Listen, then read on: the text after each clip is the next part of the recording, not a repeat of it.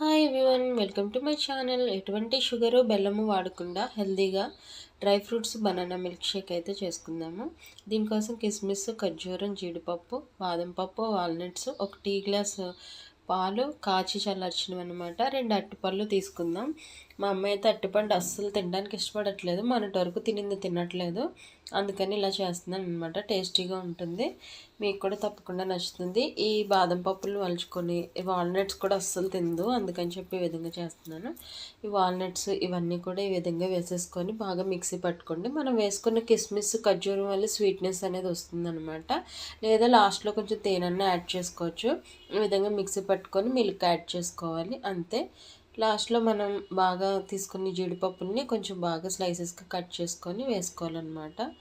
చాలా అంటే చాలా బాగుంటుంది. నేను ఒక గ్లాస్ కూడా తాగుతున్నాను. కొంచెం వెయిట్ పెరగాలనుకునే పిల్లలకి చాలా చాలా హెల్దీ అనమాట, ఆరోగ్యానికి మంచిది. అరటిపండు ఖచ్చితంగా పిల్లలకు పెట్టాలి, అవి ఎముకల దృఢత్వానికి మంచిది అనమాట.